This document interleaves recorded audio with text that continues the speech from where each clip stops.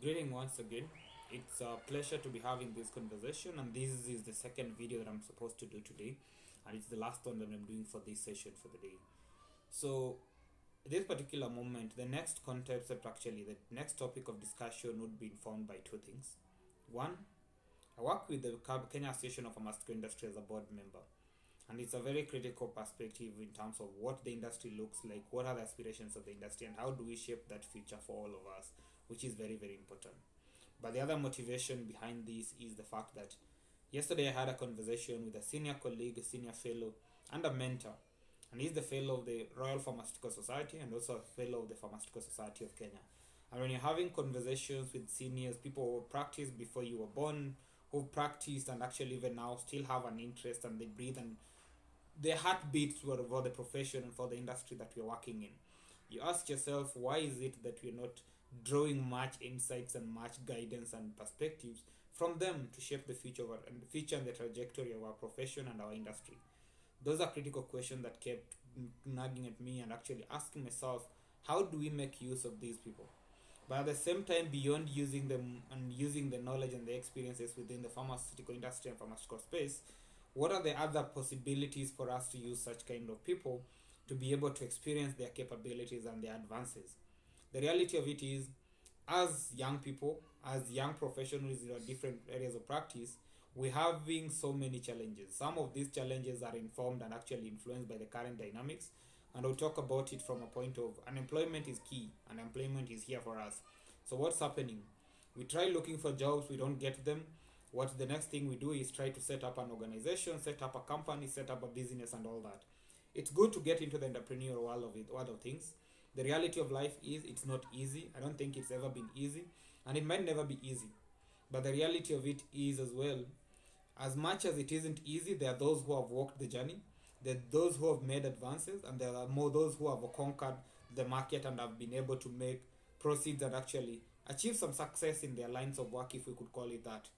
So the question is, if you're starting off as a young professional, you're starting off as a young person, how do you take advantage of the experiences, perspectives, and insights from the seniors who have been in the industry to shape the trajectory and the future that you hope for, to shape the trajectory of the profession as it should be from an organizational level? So all these dynamics are key for us. And the reason as to why I'm looking at it is being a member of the Pharmaceutical Society of Kenya, being a member of CAPI through the association where I also serve as a board member, and having engagement in other different outfits, for example, the African Pharmaceutical Network, Agriculture, Health and Social Innovation, and Social Enterprise with young people basically. So all these different outfits, they have different dynamics of management, they have different teams and different organization aspirations. So how do you coin the aspiration of that organization? Ultimately and definitely, the founding team and the current core leadership always has that vision. They always have an aspiration of what do they want to achieve, how would they want to achieve that vision.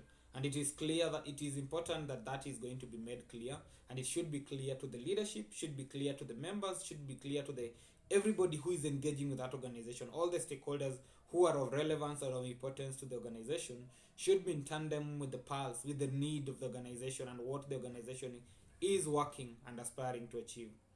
Very, very critical and very important for us to acknowledge that. But having noted that as well, we need to ask ourselves, how do we, after knowing the vision and having known the pulse of it and how everything needs to happen, how do we then ensure that this continues being the case and we put in the structure that are needed? In one of our recently bi-weekly calls within the Agriculture Youth Voices Network, we had a conversation on institutionalizing our initiatives and our ventures. If I'm running an organization as David, and it is just David and David, chances of it being thriving and being successful by itself are limited. But if I draw on capabilities and insights from other people and bring on board other members, it gives in that kind of push, and you have each other to hold accountable. Therefore, there's the momentum that is going to be gained. That is one thing. But beyond that, organizations depend on multiple things, and I'll count a couple of them. One is resourcing, from financial resourcing to technical knowledge and expertise that is needed. And some of this is gathered actually and gained over decades and periods of experience, and that is the years of experience, that is the wisdom that the seniors in the professions have. I come from the village, and most of the times I remember from the stories that I used to have with my dad, when they had any challenges, he would call. his father, that is my grandfather.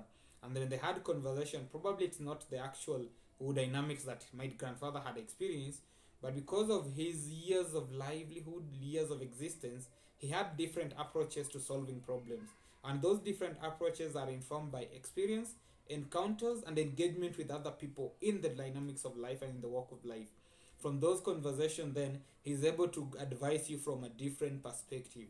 And oftentimes, when we are fixated on one particular problem, we are fixated on a solution mechanism and ways of addressing it, we always believe that is the right one, and therefore we are looking at it from a single lens. When we switch that knob and actually bring another perspective and get other people in the discussion, then the perspective changes. They're looking at it from fresh eyes, fresh perspective, fresh dynamics, and probably they don't have any emotional investment or commitment to it. And when they do, they have that emotional investment that could be driven by the inherent desire to make it good, inherent desire to make it thrive for the bigger picture rather than the myopic, ambitious approach for that you have as the founder, as the lead of that organization. You want to make money, yes, good enough, you want to make money. But the question is, why are you making money? And for what are you making money? And how are you going to make it? And with who are you going to make that money? Those are critical questions that you need to ask. Some of the seniors might be able to ask you those questions, and that is where coaching in terms of personal, professional life is important, and I would urge all of us to consider that for whoever will be watching this particular video. So looking at the conversation that we had yesterday and looking at the dynamics in the industry, we've had, let's say for example from a pharmaceutical perspective, from 2017-2018, the Kenya Drug Authority, which was Kenya Food and Drug Authority Bill, Health Amendment Act 2019-2020, and it's been in different phases. There have always been changes, there have always been transformations that are happening. The question is, why do we need all these transformations? And if they're happening, are they for the good of the industry? Are they for the good of the patient? Or are they good for the investor? And ultimately, what should be the baseline that we look at as the core determinant of what we aspire for and what we wish for? Then when you look at all that perspective, we'll have different interests and different perspectives that are coming into picture. Let us aggregate them and bring them to the table and ask ourselves, as professionals working in the pharmaceutical industry, pharmacists, pharmaceutical technologists, and industry players from all the walks of life, all the different sectors that they are in, can we come to a common nexus and agree that the industry needs to transform, the industry needs to be shaped, and then we ask ourselves, how should it be shaped? What should the future look like? The future, once we know what it looks like, we present the options, and from senior experts who've walked the journey, who have different outlooks and different perspectives, are able to walk that journey with us and guide us. And the other bit is, when you look at it, I remember one of the conversations that I had with my dad is, at times as siblings, they never had all the best of agreements and disagreements in their family.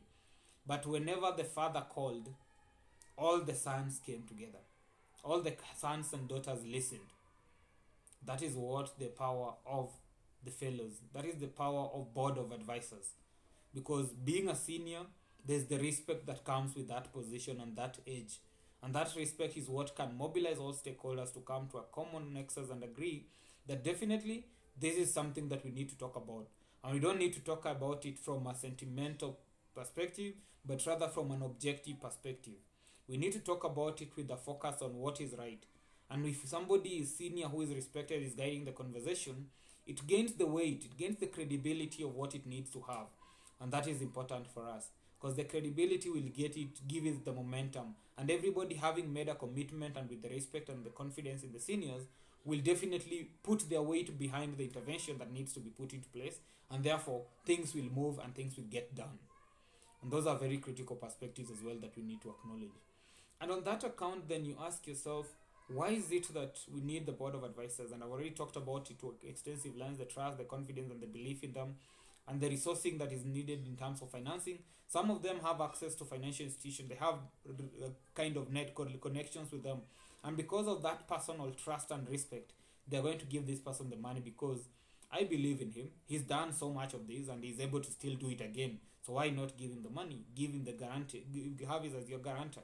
Good enough, they'll be able to do that.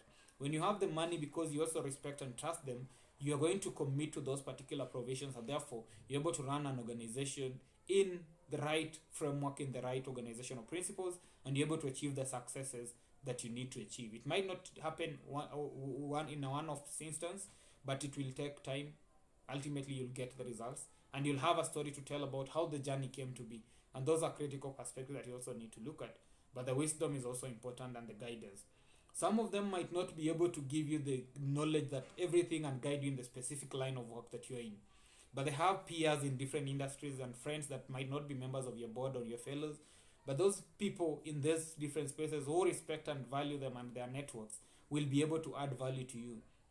They could be in the construction industry and you're working on something that you need guidance. Let's say, for example, you're opening a hospital. What are the architectural framework and designs that are coming in? What are the architectural controls that need to be there from a regulatory standpoint within that sector that is not within your domain? Are you applying them or not? How do you get to apply them? He might make just one call, and one of his friends or peers might be able to give you all the information that you need at the fingertips, and that is how you get your things moving. So you need to be able to use them.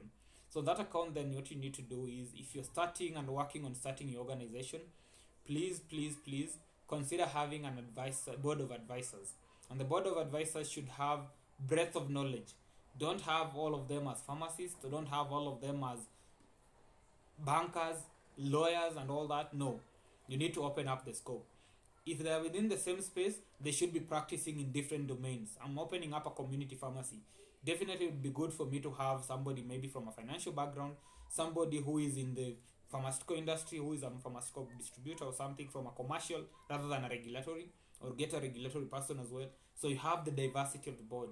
But two, they have to be seniors that you respect, that you look up to, that have a storyline to tell of the work that they put in, and you're able to draw insights from those perspectives as much as possible. And that is why you'll see when organizations are nominating fellows and appointing fellows to their boards, these are people who have a track record to talk about, a track record to reflect on, and therefore that is very critical, to have a board of advisors and have them in your place. For professional associations, we normally have them in form of fellows and honorary members. The honorary members, because we honor them for the contributions and achievement they've made in the industry, and therefore we believe that being they able to make those contributions and those achievements, we are able to draw on their insights and have them as our guide and our advisors as we know and where we need them, and that is important. But having the fellows, having the board of advisors, having the honorary members is good, but it's only of value when you use them. How often do you talk to your board of advisors? How often do you talk to your fellows? And when you talk to them, what do you talk about? Do they know what are the intricacies and the day-to-day activities that are happening in the organization? Do they understand the challenges that you're contending with? Do you ask for their opinion, their perspective on how they would handle some of these problems? And when you do, what kind of feedback do you get out of them? And when you get that feedback, what are you using with that feedback? Are you implementing some of them? Are you seeking additional clarification where there is need to? And then you do, are you able to mobilize your members, mobilize your troops? If you're running a company, you need your employees to be buying into that vision, to be able to help you execute on it. Are you doing that? If you're not, you're missing a point and you're actually wasting a resource that is in your space. And if you have them just for the sake of meeting governance requirements, that I have a committee of fellows who are kind of instituted and are assigned responsibility of giving oversight and helping resolve any controversies and intricate challenges that might be impacting the organization, it is good to have them, yes, but if you're not using them, then they're not serving the purpose for which they need to serve. And you are failing the organization, you're failing the whichever institution that you're working for that is not using that, if you are the leader of that organization. And I think we need to do better and ensure that governance is not just a topic that we talk about in our corridors in high-level forums. Governance is the day-to-day practice. And even in your personal life, you need them. How are you running your relationships? How are you raising your children? Who is the person who you look up to who have raised their children? Probably you call your mother, call your father, ask them, by the way, my kid is doing this and this. How do I do it? How do I coach them? How do I guide them to be better people, better human beings? Do you belong to a church group? Do you have seniors and elders in the church that you're talking to? Governance is a day-to-day activity, and we have to make it be as such, and we have to govern ourselves with an aspiration that we know, what does success look like in my personal life, in the organization that I'm working with, and in whatever space is it, what does success look like? And two, where are we? After you know what success looks like, ask yourself where you are and what you need to do to get to the success. Know where you need to be, where you are, and how do you bridge the gap? that is where you ask the questions. And the questions, ask with the option that you already have figured out, but when you get additional options, weigh them in a scale and ask yourself, what are the easy wins that you can follow through on? Then drive that momentum, drive the flywheel, and ultimately you'll be able to achieve your successes, to achieve the goals that you aspire for. And what I would wish for is all of us who are venturing into the business world, we get seniors and advisors who have a track record and who are going to be honest and genuine in their guidance and mentorship to you in your professional journey. Seek them and work with them. For those who are working on establishing networks, NGOs, civil society organizations, community organizations, or professional networks and professional associations, whether you're forming one or you are in leadership of one, ask yourself, do you have these advisors and fellows? Are you using them? Where are you using them? And most importantly, don't let the search for advisors curtail your growth and your development, in the sense that you stop doing everything because you're looking for advisors. Look for them while you are on motion, so that when you get them, they're able to plug into something that is already running. You've definitely refined your vision of what you want to do and what you want to achieve with the organization.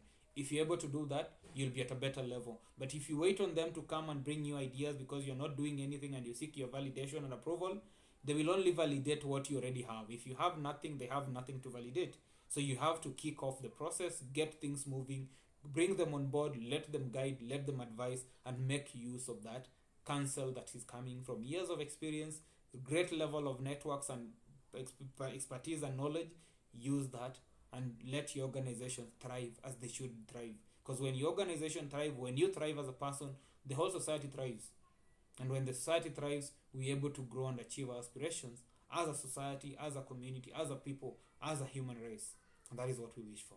If you enjoyed the conversation, watch this video with us, share with some of your friends that you know, and please subscribe. Let's grow the channel. Let's grow and nurture each other together to the future that we all aspire for. Thank you, and let's engage next Sunday.